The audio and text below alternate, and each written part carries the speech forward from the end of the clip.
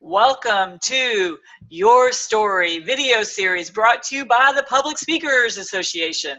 I'm so excited to introduce to you our guest star today, Carmen Buck. She's an author of the upcoming book, Just See Me, Sacred Stories from the Other Side of Dementia, a blogger, a speaker, she's spoken at my conference, amazing, a photographer, and past nurse practitioner, Miss Carmen Buck. Thank you, Tanya. So, I kind of love telling my story because people find it interesting. You just heard author, speaker, nurse practitioner, photographer. What in the world? How do all those come together? So my story is really, I was 15. I was a nurse's aide after my father's heart attack. And after high school, although I thought I would be a music major and do something really, really super creative, I went on to nursing school and actually loved it. And I kept going to school and ended up with a master's degree about 20 years ago. So for almost 40 years, I've been a nurse working with all different age groups, but certainly the last couple decades and have been more with the elderly. And throughout my time, what I loved most about working with families and individuals was that I really got to know their story. And speaking of stories, I love stories. And I loved hearing where people came from and what led them to where they were.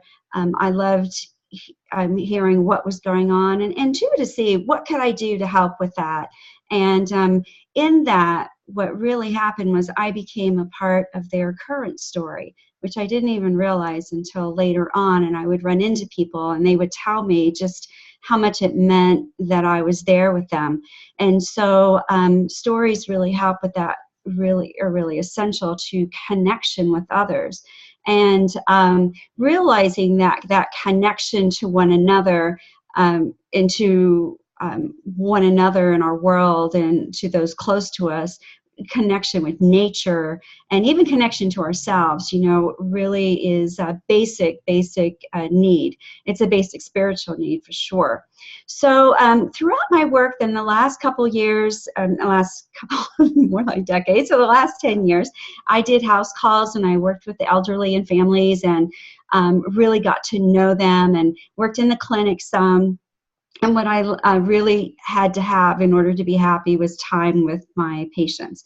So put me in a little sterile box with my lab coat and 15-minute visits, and it's devastating for me. I just couldn't handle it. So I knew where I belonged and I knew what I liked to do. And one day I was working with a family, and at this point I'm working with those with dementia and their families. And, there's not a lot to offer as far as medicine. There's no cure for the disease. It gets worse over time.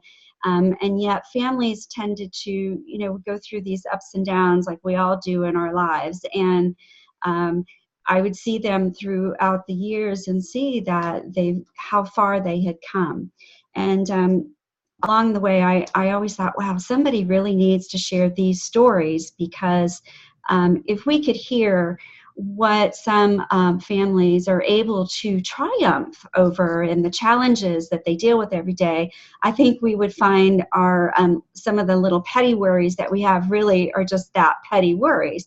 And I thought, wow, how important it would be to tell those stories. And one day, I guess I kind of got nudges along the way, and I'm like, somebody needs to tell those stories. And one day I walked out of a room, and it was like, I say it's like the Blues Brothers. I was on a mission from God, but I just got the strong message.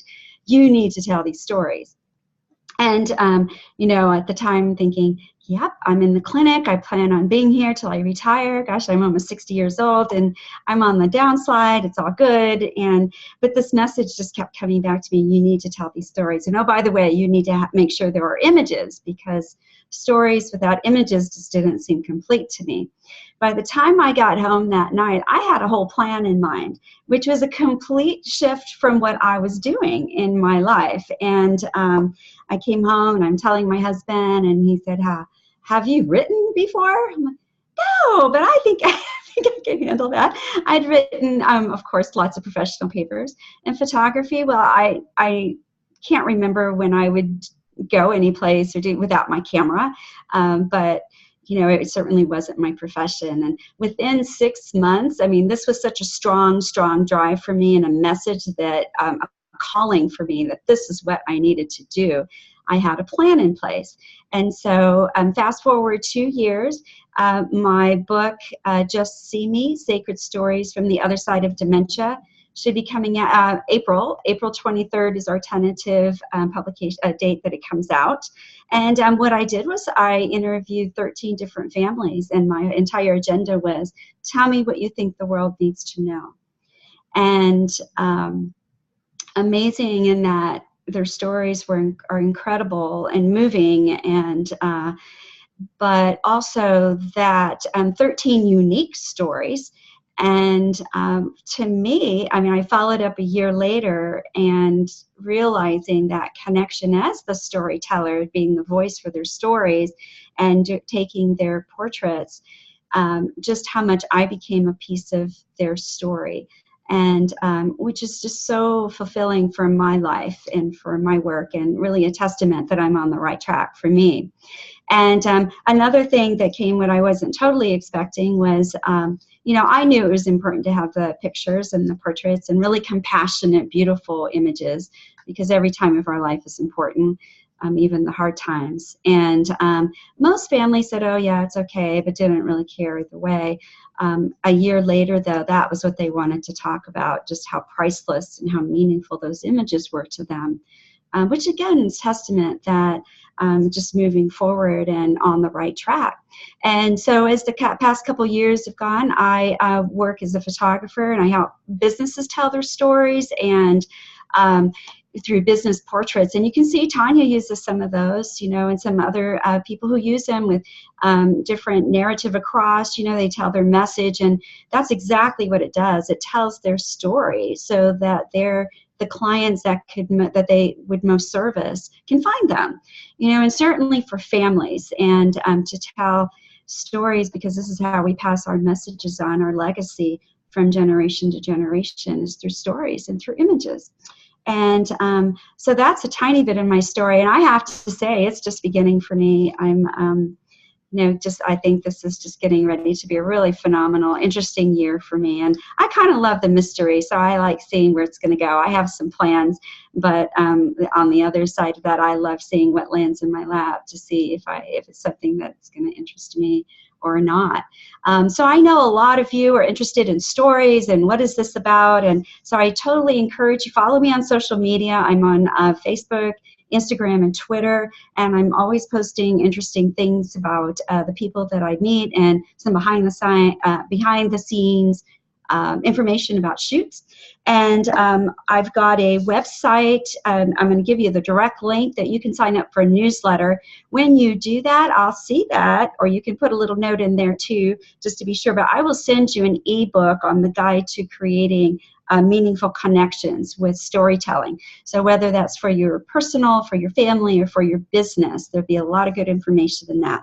And the link is, it's a bit.ly, so http bit.ly / Carmen's newsletter.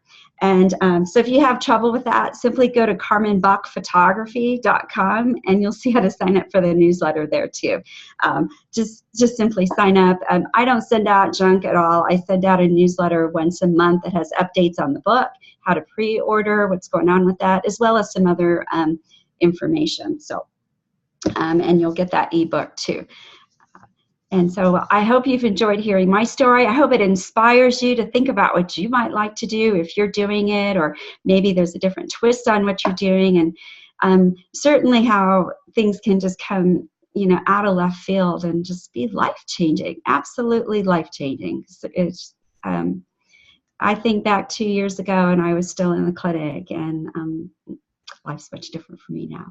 So thank you so much for tuning in, and I'll see you later.